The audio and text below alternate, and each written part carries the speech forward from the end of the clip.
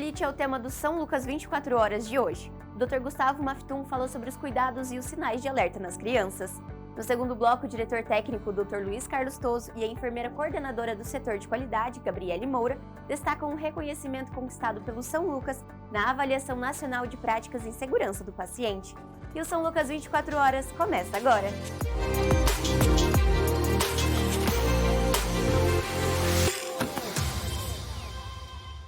Olá, está começando mais uma edição do São Lucas 24 horas.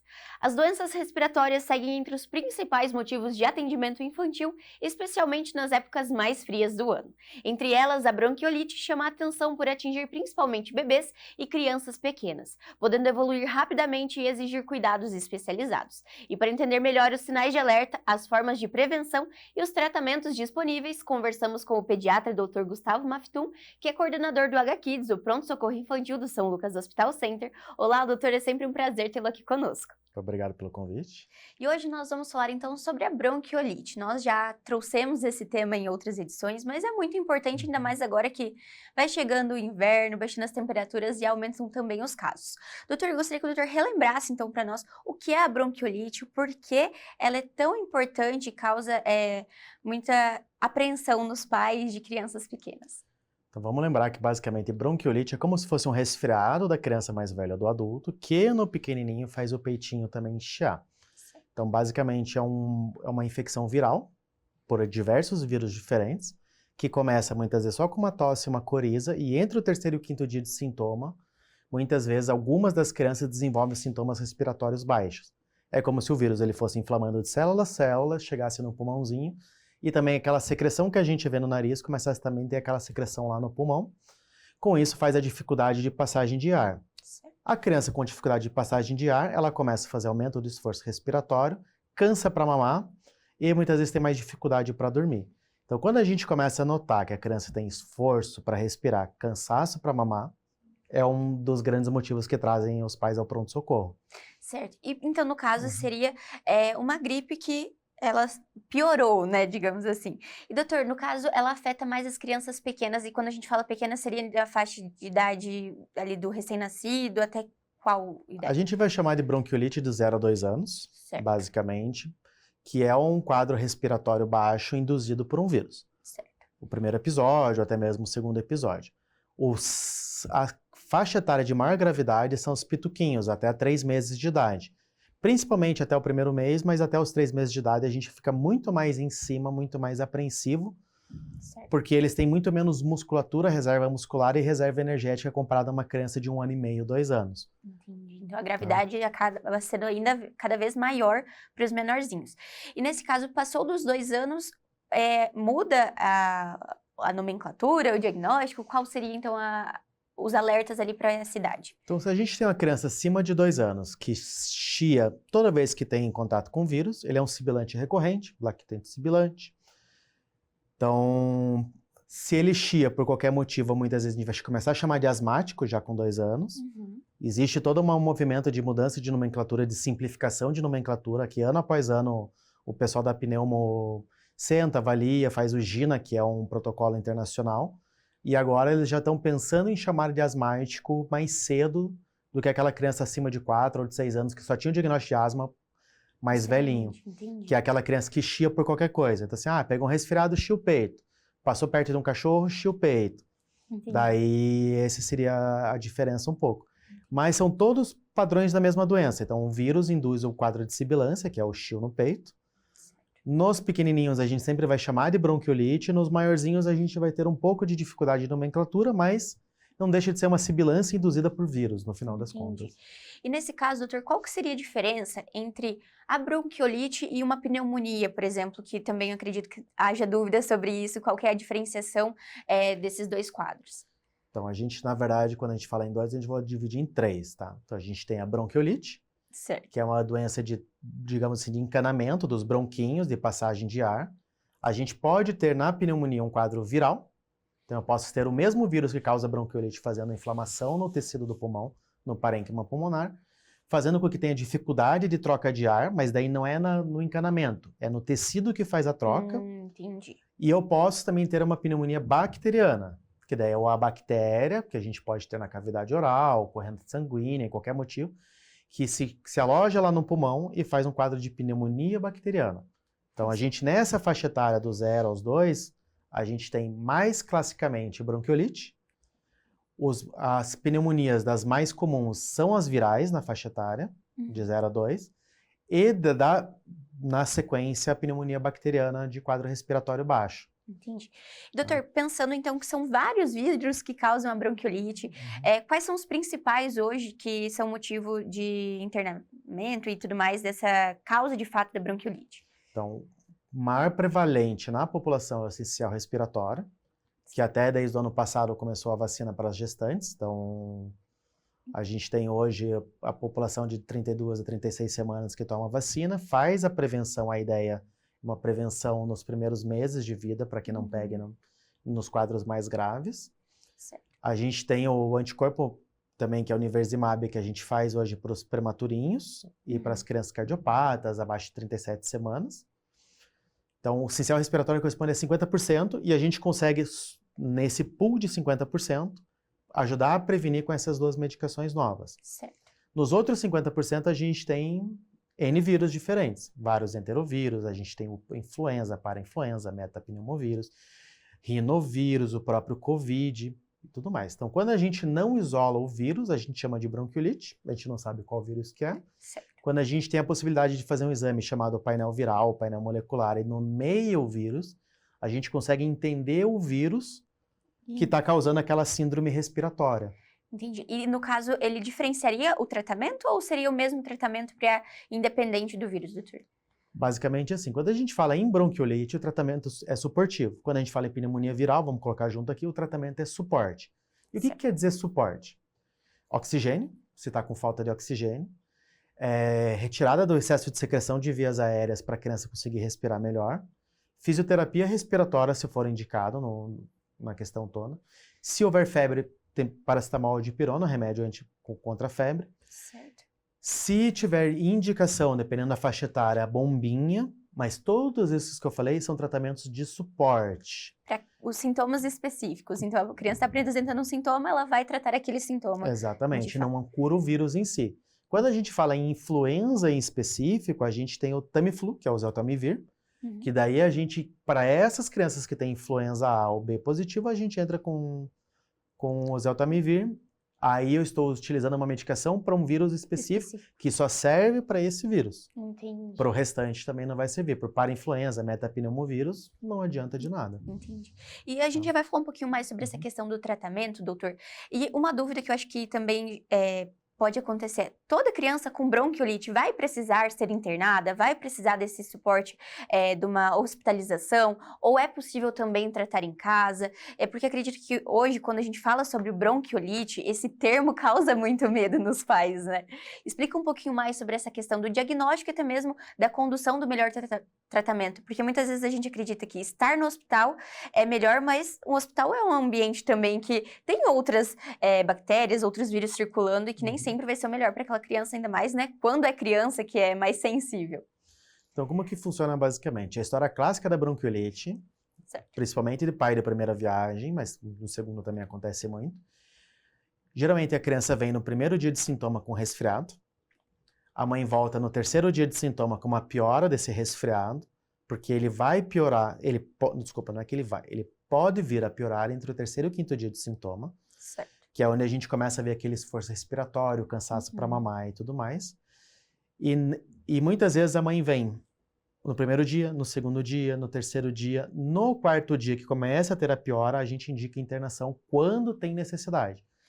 Se a gente vê que é um quadro leve, que é um quadro que não fez acometimento importante de via aérea baixa, a criança está super bem, mamando, afebril, brincando, serelepinha, apesar de um pouco de cansaço, a gente faz orientação de ir para casa e reavaliação seriada conforme necessidade. certo. Então, a bronquiolite, o quadro respiratório, é um bebê, uma criança que precisa ser vista e revista muitas vezes diariamente.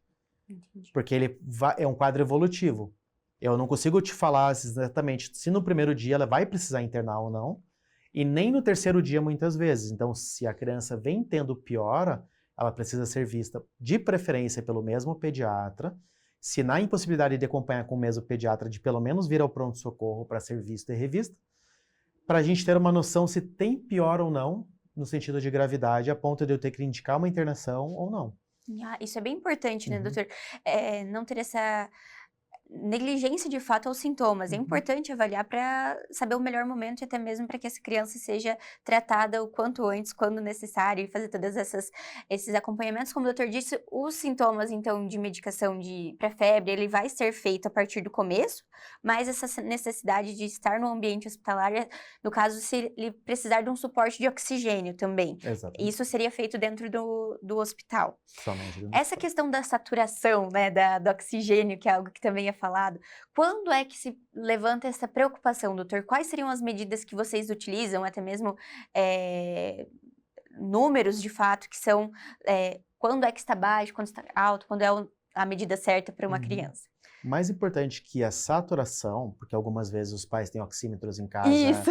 e eu coloco no dedinho da criança, só que a leitura fica inadequada, porque tem que saber ver a curva, esperar a criança estar calma, ver uma curva de oximetria adequada e tudo mais, e muitas vezes o aparelho faz uma leitura falseada, assusta os pais, chega aqui no pronto-socorro, a criança está saturando super bem, mas mais do que a saturação, é o esforço respiratório e a frequência respiratória. Então, se eu pego uma criança que está fazendo retração costal, então afundando as costelinhas, tendo uma fome de ar, não conseguindo respirar, mas ela está saturando bem, essa criança tem que estar no hospital. Olha só. Porque a saturação, muitas vezes, vai ser a última fadiga da criança, não a primeira. Então, a criança ela tem mecanismos de compensação para conseguir manter a saturação e quando ela fadiga tudo, a saturação cai. Entendi. Então, muitas vezes não quer dizer que a primeira coisa que ela vai ver em casa seja a saturação baixa. É um pouco diferente do asmático grande, de uma criança de 6 anos, 8 anos, que você pega muitas vezes a criança está com tosse, só um pouquinho de chiu no peito, você vai ver saturação 85. Mas ele está bem. Que tem que vir ao hospital igual, mas não é uma criança igual a da bronquiolite. Um bebê que chega com saturando 85 no pronto-socorro, provavelmente ele já fadigou a musculatura. É um bebê que provavelmente a gente vai encaminhar para a UTI, para um suporte avançado.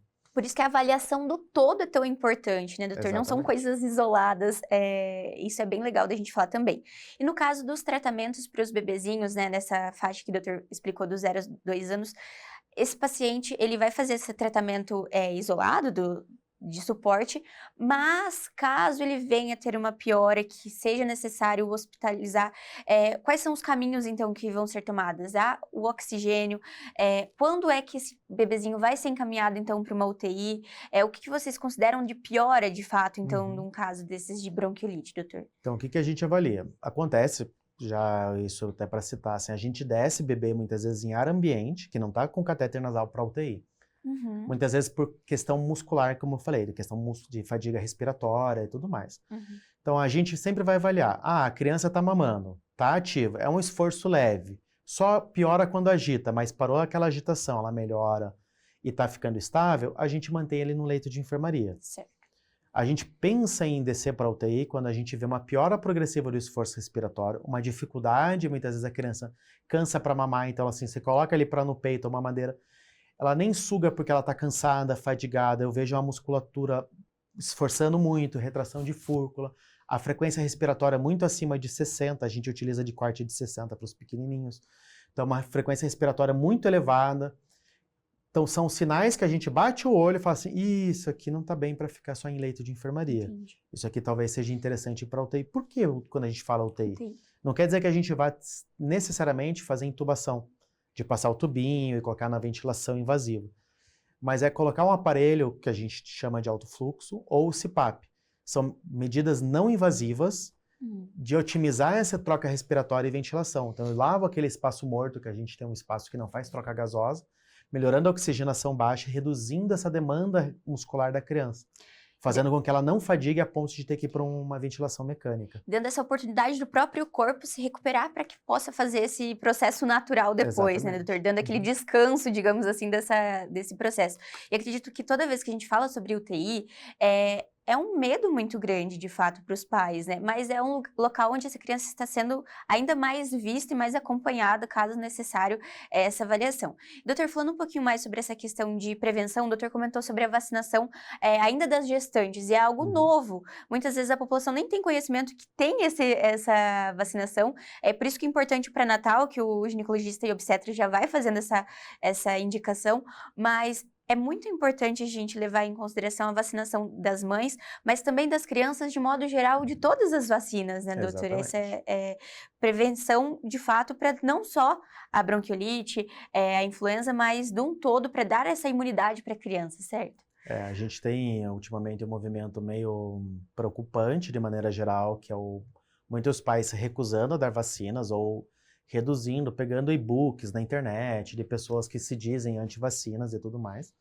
A gente, como pediatra, é muito difícil. Eu falo assim, não dê vacina, não faça vacina e tudo mais, porque a gente tem N doenças mais graves que a gente não vê em circulação graças à vacinação, desde poliomielite, os casos de meningite também, que são bem reduzidos em relação ao que já foram em surtos.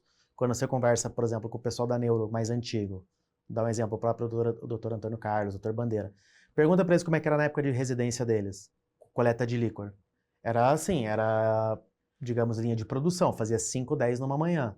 Hoje, quando a gente colhe líquor, por exemplo, no hospital, não tem nada a ver com bronquiolite, mas só para citar um exemplo, a gente colhe, sei lá, 3 por mês, 4 por mês, assim, não é um volume absurdo, e boa parte desses são negativos, assim, então graças a Deus. Então vacinação traz um benefício muito grande para a população. Quando eu deixo de vacinar, eu não estou só expondo o meu filho ao risco, eu também estou expondo o vizinho, mesmo que esse vacine, porque a ideia da vacinação são barreiras. A barreira de proteção individual e a barreira de rebanho. Então, se eu não vacino uma população grande, e mesmo eu tendo sido vacinado, não quer dizer que eu estou 100% protegido. Eu ainda posso pegar algo se o meu coleguinha ou as outras crianças também não estão vacinadas. Por isso que a gente sempre reforça a necessidade de vacinação. Ah, não, mas eu não quero vacinar o meu filho porque isso, aquilo. Tá bom, se houver indicação real médica, a criança, sei lá, tem imunodeficiência, tem uma doença rara que não pode ser vacinado, tudo bem. Sim. Mas não de maneira em geral. É uma irresponsabilidade, né, doutora? Assim, vamos dizer. É um risco que, se a gente pode evitar, a gente precisa também ter essa noção de cuidado com a saúde, como o doutor disse, não só das nossas crianças, mas também pensando no coletivo. E falando um pouquinho mais sobre a questão, o doutor comentou então sobre a bronquiolite, mas além da bronquiolite, circulando hoje, a gente também tem muitos casos da influenza, que seria uma gripe, mas também que tem o vírus específico. O doutor poderia falar um pouquinho mais sobre a diferença, então, das duas? Se ela tem essa gravidade ou não, explica um pouco mais sobre esse vírus. O que a gente vê, basicamente, em criança em idade escolar, esse ano está bem, assim, a gente está vendo de janeiro, mas principalmente desde fevereiro, bastante influenza circulando. E o influenza ele tem uma característica um pouco diferente do sistema respiratório, é que ele faz febre, muitas vezes febre alta e febre alta persistente. Então você pega uma criança ali com influenza, ela está com uma síndrome catarral, bastante coriza, bastante tosse e tudo mais, mas febre, 39,40, nas primeiras 72 horas e de mais intensidade no primeiro dia. Então você pega a criança que parece que no primeiro dia ela estava super bem, não deu 6 horas, ela começou a fazer febre, coriza, bastante secreção. Entre o terceiro e o quinto dia de sintoma, a criança já está ótima de novo. O influenza para uma faixa etária maiorzinha, das crianças maiores, é uma gripe. Basicamente pega da mesma maneira que o adulto pega. Hospitaliza a influenza? Sim. O que a gente nota que com uma menor frequência em relação ao sincicial respiratório, em relação à bronquiolite. Tem bebês pequenininhos que fazem quadro de bronquiolite por influenza? Sim. Qualquer vírus a gente vai chamar de bronquiolite. Certo. Nos bem pequenininhos. Daí a gente pode, tá bom, não, mas é uma síndrome gripal. Mas o sintoma inicial é a mesma coisa, a gente vai tratar da mesma maneira. A única diferença é que a gente vai entrar com o oseltamivir. Também já sabe, sabendo qual a medicação pode ser utilizada. E nesse caso, para a influenza, tem esse remédio, como o doutor disse, e é feito o tratamento específico para ele. Esse tratamento, doutor, então a criança toma o remédio, passou, pode ser que ele tenha de novo, doutor, influenza mais de uma vez? Pode acontecer de pegar? Ou ele está imune depois que teve uma vez? Pode, porque assim, primeiro de tudo, a gente tem 2 sorotipos circulando, o influenza A e influenza B. Certo. E a imunidade por influenza ela é transitória, não é perene. Tanto que a cobertura vacinal começa em março E ela dá em torno, a validade, entre aspas, da vacina é em torno de 9 meses. A vacina contra o influenza A protege em torno de 60% dos casos e influenza B 40%. Aí entra aquela questão que eu falei da imunidade de rebanho. Se eu tenho muita gente vacinada, eu reduzo a circulação viral. Se eu tenho pouca gente vacinada, mais chance de contato entre uma criança e outra, entre um adulto e outro. Então a ideia é quanto mais gente vacinada eu tiver, menor circulação do vírus. E mesmo que tenha vacinação, não é que a pessoa não pode pegar, mas é que os sintomas serão um pouco mais leves também, né, doutor? Isso também pode acontecer? Pode, mas a ideia é Que não tenha. que não tenha. Mas Entendi. como eu falei, só 60% dos casos. Então é como se eu jogasse uma moeda para cima. Ah, eu vacinei, tá bom, eu vou ter sintoma, eu não vou ter. Pode. É mais ou menos isso. Então, quanto mais gente eu tiver, eu só reduzo a circulação desse vírus na população e reduzo a chance de pegar. Ótimo, isso é bem importante a gente destacar constantemente essa questão da vacinação. E agora, para a gente encerrar a nossa conversa, doutor, sobre a questão de prevenção. Então, prevenção da bronquiolite, prevenção de modo geral dessas doenças respiratórias, é o que a gente pode fazer para, dentro das possibilidades, quando a gente fala sobre criança, de ter a menor quantidade de casos. E até mesmo hoje, antes da gente falar sobre a prevenção, qual que é o cenário hoje de Cascavel, da nossa região, doutor, quando a gente fala sobre essas doenças da bronquiolite e da influenza de modo geral? Então, falando do nosso hospital em específico, esse ano, aparentemente, a gente está com uma redução de número de casos graves em relação ao ano anterior.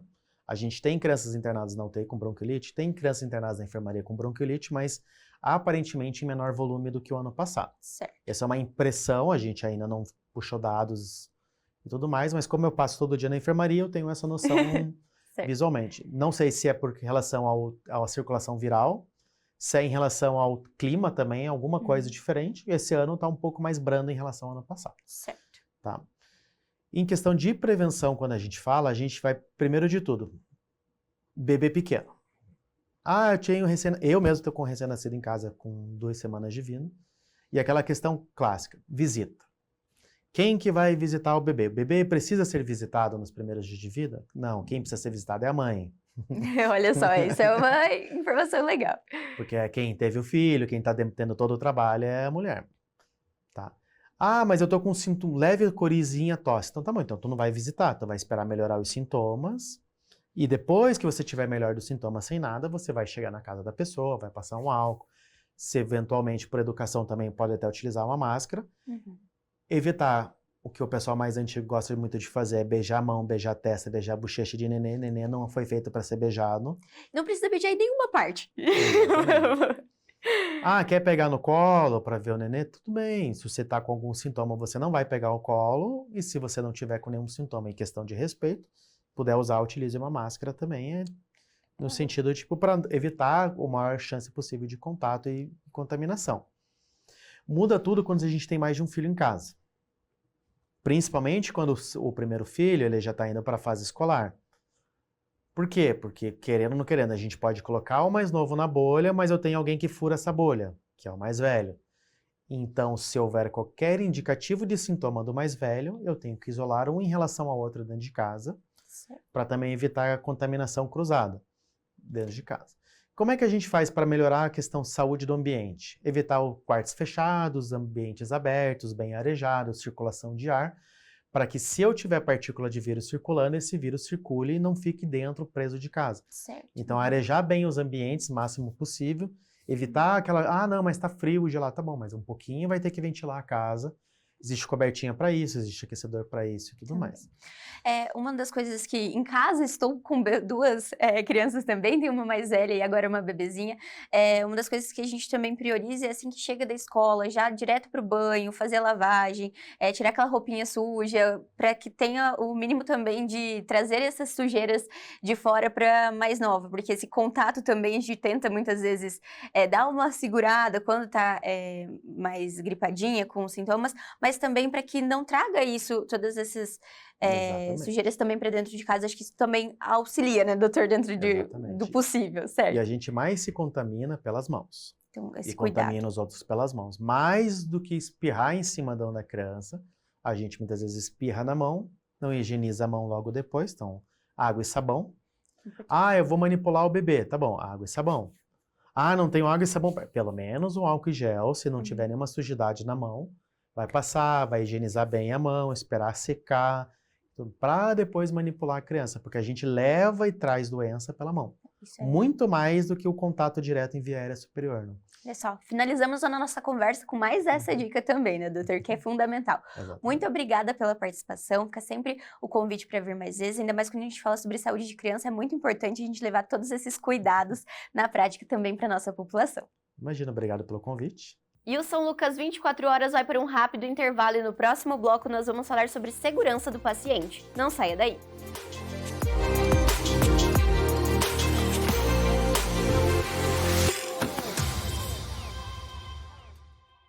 São Lucas Hospital Center. Ortopedia, pediatria, obstetrícia e ginecologia. Atendimento 24 horas.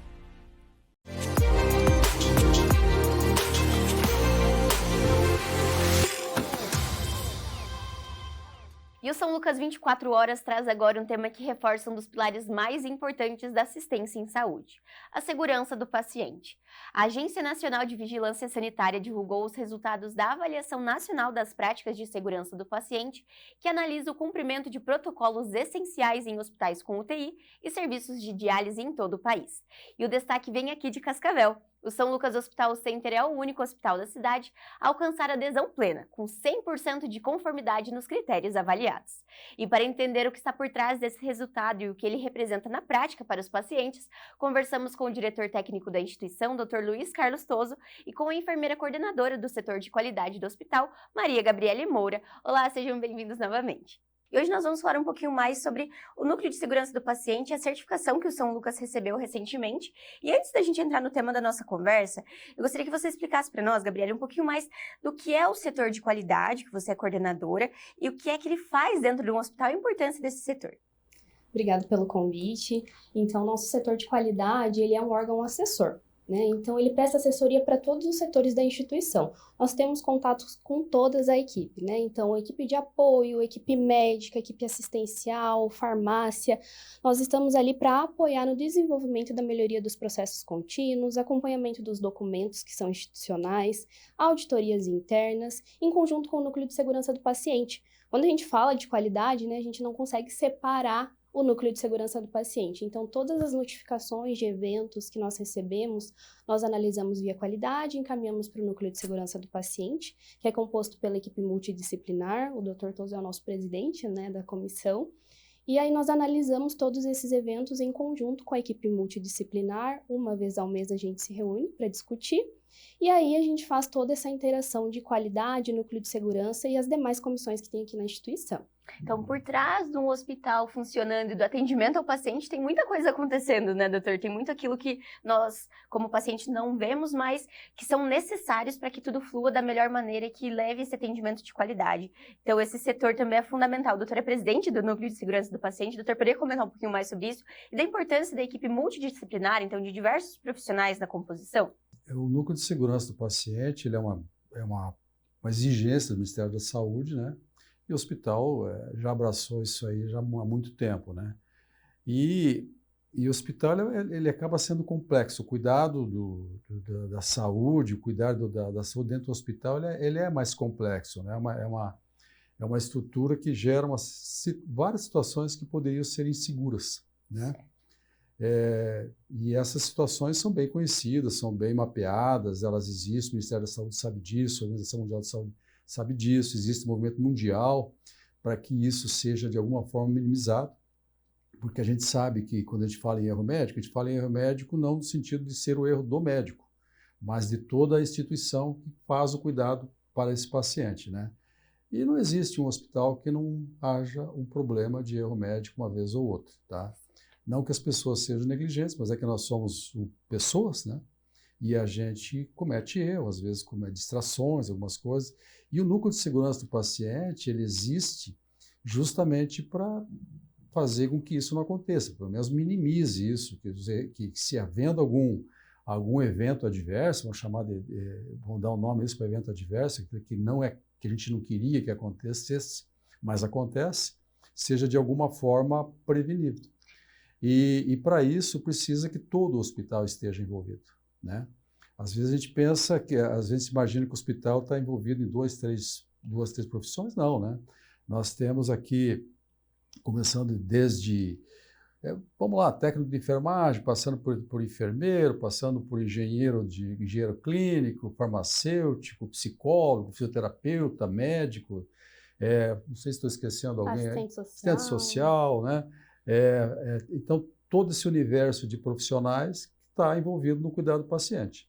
E todas as pessoas, de alguma forma, elas estão envolvidas ou representadas no núcleo de segurança do paciente, que são todos, e cada setor que é crucial para o hospital, que tem uma importância no cuidado do paciente, está envolvido nas discussões que a gente tem, discussões ordinárias, nos planejamentos que a Gabi coordena, que tem passos que já existem, que a gente acaba tendo que seguir esses passos, que é uma coisa assim, não é uma coisa de boa vontade só, tem que ter muita boa vontade, mas é uma coisa com ciência. Certo. Consciência no sentido de fazer a ciência, de seguir vários passos que envolvem a segurança do paciente. Então, nós temos todos os profissionais que eu citei, ou eles estão lá, ou tem algum representante deles lá. Então, é uma equipe realmente bem grande de profissionais trabalhando com esse mesmo objetivo. E agora, falando um pouquinho do tema da nossa conversa, Gabriela, eu gostaria que você explicasse para a gente o que é essa Avaliação Nacional das Práticas de Segurança do Paciente, que é conduzida pela Agência Nacional de Vigilância Sanitária, e qual que é o objetivo dessa avaliação? Então, a Avaliação Nacional das Práticas de Segurança do Paciente, ela é conduzida pela Anvisa, né? O objetivo é mensurar a implantação dos protocolos nas instituições e verificar na prática como que está sendo aplicado, né? Então, é prevenir, pensar na segurança do paciente, implementar protocolos e processos que garantem a continuidade do cuidado para esse paciente, né? Então, a gente segue todo um roteiro que eles mandam para nós, né? Então, a gente acaba seguindo e implementando no nosso hospital. São mais de 20 indicadores que precisamos reportar e o objetivo maior é prevenir o evento adverso aqui dentro da instituição.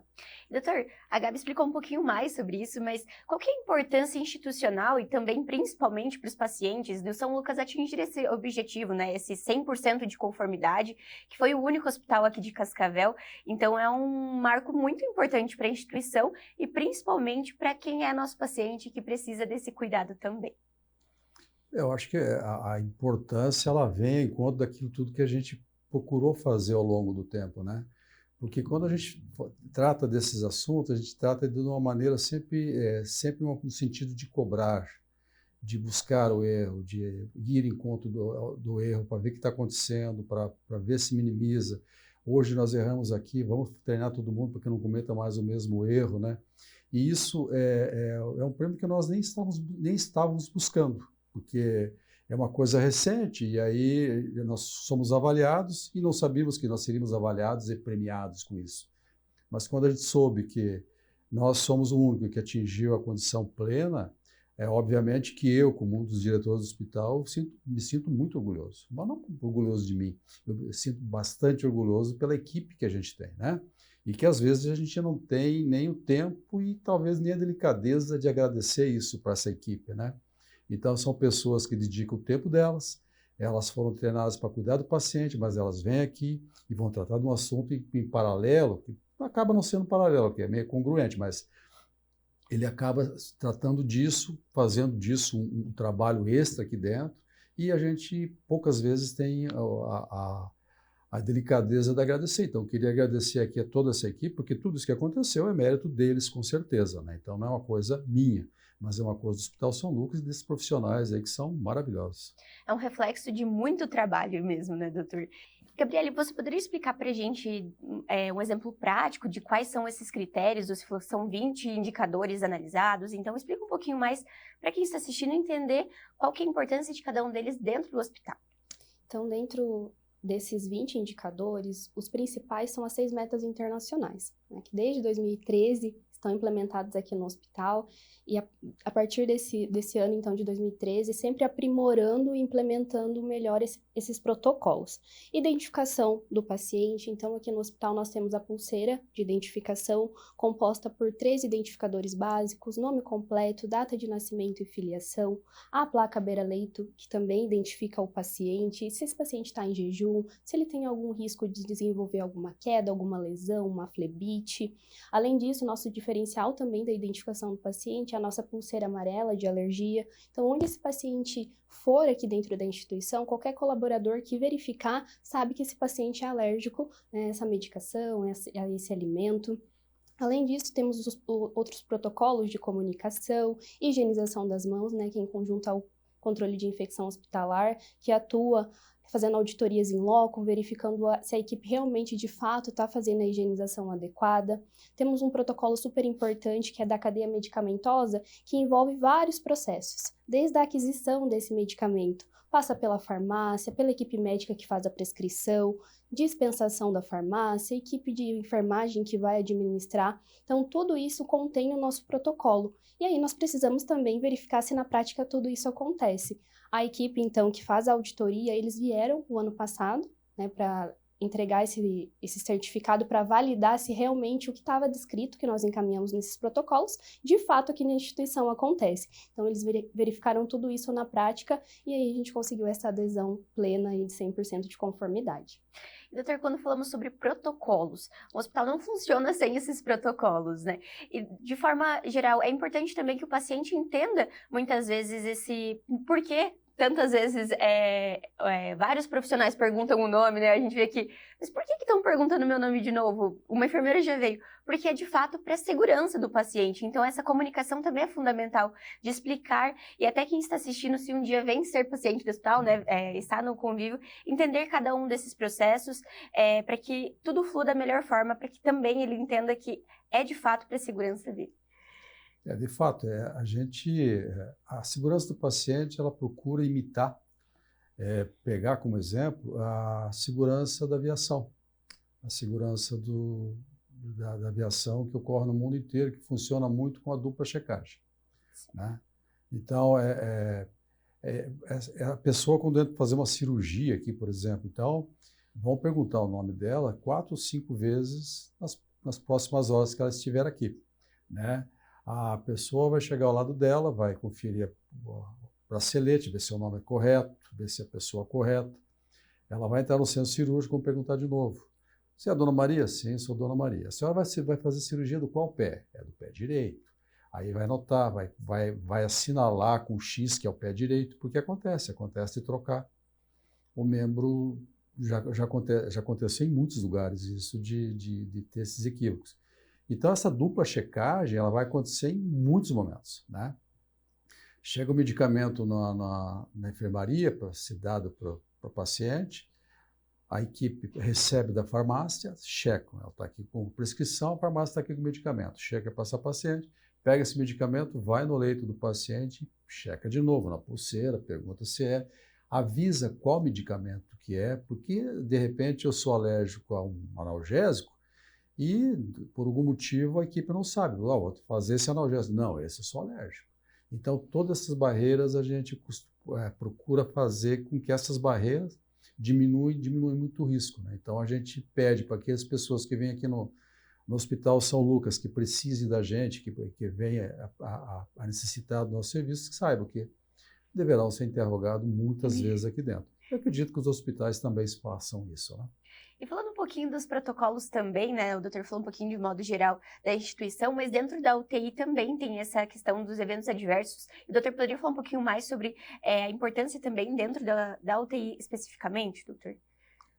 A UTI, como todo hospital, né, a UTI ainda tem o privilégio de ser um ambiente fechado, que os profissionais estão ali. Então, tem um paciente, um profissional cuida no máximo de 2 pacientes, então você tem mais segurança ali. Mas o paciente, por outro lado, ele é muito mais invadido, ele recebe catéteres, ele recebe medicações de uso muito controlado, tal, e essa dupla checagem, esse protocolo escrito, quando que deve se usar essa medicação, quando não deve usar, né? Quais são os passos para higienizar antes de chegar no paciente, depois de mexer com o paciente, depois de fazer o medicamento, todas essas coisas, elas não estão assim, eu vou fazer isso, fazer. É tudo muito bem escrito e tudo muito bem divulgado para as equipes, como deve ser feito sempre. Para garantir essa segurança. E, Gabriele, como é feita essa auditoria para verificar se, de fato, todas essas práticas e esses protocolos estão sendo aplicados entre as equipes? Como é feito esse processo no dia a dia mesmo, dentro da rotina do hospital? Então, nós estabelecemos lá na qualidade, no núcleo de segurança, a visita educativa. Então, nós realizamos semanalmente visitas em loco e conversamos com o próprio paciente. Né? Perguntamos para ele, você observa a equipe higienizando as mãos antes do cuidado? A equipe explica qual medicação está sendo administrada, confere a identificação. Você sabe o seu diagnóstico, né? O médico conversou com você, explicou o porquê que você está aqui internado. Você tem alguma previsão de alta? O médico te informou sobre isso? Então, o paciente é uma peça fundamental e ele também pode auxiliar no próprio cuidado. Então, essas visitas a gente consegue observar se de fato esses protocolos estão sendo aplicados pela equipe. A gente comentou, né, na UTI, que é um setor, né, mais crítico, que os pacientes são mais invasivos. A gente faz também os protocolos da CCIH, que é de PAV, infecção de corrente sanguínea, de trato urinário. Por isso que a avaliação das práticas foca muito em relação a hospitais com UTI, porque a gente sabe que é um setor crítico que pode desenvolver muita infecção e por isso esses protocolos são implementados. E, doutor, como que funciona? O doutor falou um pouquinho sobre treinamento, sobre todas as equipes estarem conscientes e cientes de todos os protocolos do hospital. E aqui no São Lucas conta com o NEPS, o Núcleo de Educação Permanente. Doutor, poderia falar um pouquinho mais sobre a importância desse setor e como é feito todo esse processo de treinamento também com as equipes? O Núcleo de Educação Permanente, ele é um grupo formado por vários profissionais e que assessora o hospital como um todo no sentido de treinar as equipes. E como o próprio nome diz, é permanente, né? Então, a gente tem funcionários que entram, funcionário que sai, tem pessoas que trabalham um dia nesse setor, vai para o outro. Então, constantemente existe esse treinamento. Ele é coordenado por uma enfermeira, né? Essa enfermeira tem outros enfermeiros que trabalham com ela e outros profissionais que trabalham junto.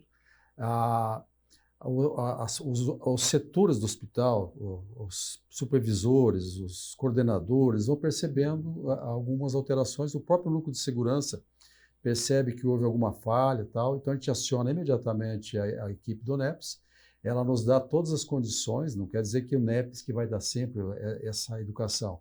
A educação somos todos nós que fazemos. E o NEPS organiza isso, ele fornece material, faz a questão pedagógica disso, e isso é um contínuo dentro do hospital. Então, ter o Núcleo de Educação Permanente, hoje ele é crucial para que a gente mantenha a qualidade do atendimento, porque as equipes têm que estar constantemente sofrendo reciclagem e aprendendo coisas novas, porque muda muito, a tecnologia é muito presente, né? As mudanças de atendimentos, novas maneiras de tratar, a medicina ela muda muito rápido. Então, todos que estão envolvidos têm que acompanhar isso, e isso não é muito simples, não. Então, o Núcleo de Educação Permanente é crucial por conta disso. Fazer essa atualização constante com os profissionais. E falando um pouquinho mais sobre essa questão das tecnologias, o São Lucas, ele é da vanguarda das tecnologias em termos de saúde, com a robótica, até mesmo com a atualização de procedimentos, de práticas, e isso também impacta na segurança do paciente, né, Gabriela? Explica um pouquinho para nós também como é esse contato das novas tecnologias, mas aplicada com segurança aos pacientes da nossa região. Sem dúvidas, a tecnologia ela vem para nos auxiliar se utilizada da forma adequada, né? Então, aqui no hospital nós temos várias tecnologias que auxiliam muito a equipe da assistência da ponta, que está em contato direto com o paciente. Uma delas é o nosso Conecta, que verifica os sinais vitais, que lança direto no sistema. Lá a gente consegue verificar a escala, o NIUS, o MEOS desses pacientes, para fazer a intervenção imediata, o quanto antes. Temos o carrinho beira-leito, que é realizada a medicação, né, prepara a medicação ali junto com o paciente, para ele conferir e verificar como está sendo preparada essa medicação. Temos o nosso TASI, onde é realizada toda a parte de prescrição, evolução. Então, essas tecnologias contribuem também para depois, se a gente precisar investigar alguma coisa, rastrear algo. Temos os dispensários eletrônicos também nas unidades de internação, automatizado, a gente precisa rastrear algum medicamento, algum material, né, para fazer uma notificação no Notivisa posteriormente. Então, a gente consegue tudo isso através dessas tecnologias que auxiliam a gente no nosso cuidado. E daí, doutor, como diretor do hospital, estar por dentro também e aplicando essas tecnologias é de extrema importância para o paciente, Sim. né, doutor? E até para a equipe médica, como a Gabriela falou, isso facilita o dia a dia e traz segurança não só para o paciente, mas também para a equipe, certo? Com certeza, pegar o gancho do TASI, que a Gabi falou, né? O TASI é um sistema de prontuário eletrônico, e onde a busca aqui do Hospital São Lucas, usando isso aí, não somos o único que usa em Cascavel, mas a gente faz um ótimo uso dele, nós estamos quase 100% digitalizado. Então, nós temos um prontuário que ele é alcançado por todos os profissionais aqui dentro, obviamente, prezando por ter o sigilo médico, para LGPD, todas essas questões de você respeitar o paciente como indivíduo, né? E esse prontuário, ele vai ficar perene. Ele é prontuário, nós tínhamos obrigação nós temos obrigação legal de manter um prontuário digital por 20 anos. O prontuário eletrônico, ad eterno, né? Nós tínhamos prontuários, nós temos prontuários aqui de 30, 40 anos que foram digitalizados e agora estão no sistema. Então, esse a gente, se um dia, por algum motivo, a gente quiser saber de alguma coisa, a gente tem por onde buscar. E, ao mesmo tempo, tudo que você faz está ali. Tudo que você prescreveu está ali, tudo que você viu no paciente está ali. Eu vejo o que a enfermeira Gabriela escreveu sobre o meu paciente, a gente mantém uma coerência de raciocínio boa, e com isso aumenta a segurança do paciente, aumenta a efetividade, aumenta o respaldo do teu trabalho, também. Porque o nosso trabalho, nós somos uma vidraça por um monte de motivos, né? Então a gente tem transparência e tem segurança para todo mundo aí. E após alcançar essa 100% de conformidade, quais são os próximos passos também para manter isso, né, Gabriela? Porque essa avaliação, ela é anual. Isso. Explica um pouquinho para nós, então. Essa avaliação foi referente ao ano de 2024, nós estávamos conversando um pouquinho antes. Como que é feita toda essa visita e quais são os próximos passos? O doutor também pode complementar isso. Então, eles mandam, né, todo ano para a gente reportar os dados referente ao ano anterior. Então, a gente verifica mais de 20 prontuários cirúrgicos para verificar se foi feito checklist de cirurgia segura, se foi feita a escala de Braden referente à lesão por pressão, a escala de Morse referente a quedas. É algo que tem que ser feito contínuo, então a gente acaba olhando essas escalas diariamente, e aí quando eles mandam o relatório, a gente vai e foca nesses 20 prontuários. Então, a meta esse ano é manter, né, 100% de conformidade, ajustar o que for necessário. Se houver alguma mudança de algum protocolo, de alguma prática aqui internamente, nós vamos e atualizamos o nosso protocolo, colocamos um histórico de revisão, o que foi alterado. Eles também pedem para a gente treinar sobre essas mudanças dos protocolos, então, em conjunto com o NEPS, nós fazemos anualmente treinamentos referentes a esses protocolos. E principalmente a participação, a colaboração da equipe multiprofissional. Acho que como o doutor falou, né, sem esse pessoal a gente não ia conseguir essa certificação, essa adesão, dedicação e comprometimento da equipe. Então, se a gente continuar dessa forma, com certeza, para esse ano a gente também vai conseguir atingir a adesão 100%.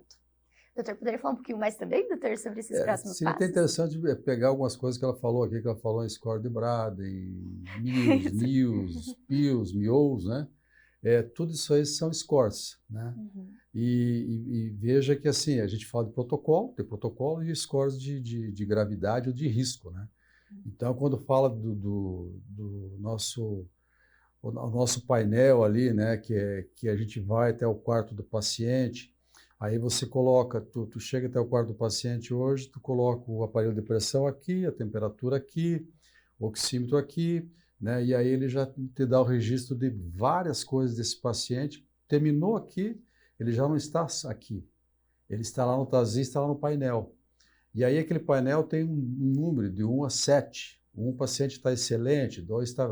até chegar ao 7, que é gravíssimo. Sem precisar que a pessoa que está vendo interprete aquilo, já sai automaticamente o risco. Havendo esse risco, digamos lá que dá, vamos usar esses scores aí, né? Um NIOS de 6, tu precisa do médico. Imediatamente começa a sinalizar lá, levanta o telefone, chama time de resposta rápida. Eles estão no hospital 24 horas, essa equipe de médicos, e imediatamente vai ver o que está acontecendo com aquele paciente. Então, isso que a tecnologia nos propõe hoje. É óbvio que se ela for mal usada, vai acabar dando um resultado ruim, né? Então, a gente trabalha com protocolos, esses protocolos sofrem mudanças, à medida que muda a medicação, muda as evidências que o caminho pode ser mudado e deve ser mudado, a gente tem que se atualizar. Então, eu acho que o grande desafio para nós agora como instituição é conseguir manter isso em alto nível, porque a nossa régua subiu, né? Mas eu acho que o grande desafio da gente agora é continuar a fazer com que a equipe fique estimulada e que a gente consiga manter isso. Eu acho que manter também vai gerar muito trabalho, mas é um trabalho que gera também bastante satisfação para a gente. Colhe bons frutos. Exatamente. Um exemplo disso é justamente o certificado, né? E para encerrar nossa conversa agora, eu gostaria que os doutores, o doutor e a Gabriele pudessem falar um pouquinho para quem está assistindo de fato essa mensagem de buscar serviços de saúde que são comprometidos com a segurança do paciente, que não só esse número de 100% de adesão, mas que é um reflexo de fato desse trabalho constante e dessa busca do São Lucas para entregar um serviço de excelência em todos os aspectos de saúde. O doutor pode começar, a Gabriele também pode complementar. Bom, a gente não pode esconder o fato que existem problemas no cuidado, né? Certo. Que existe risco no cuidar, né? Então, isso é uma coisa que a gente não tem por que querer ocultar ou fazer de conta que não existe.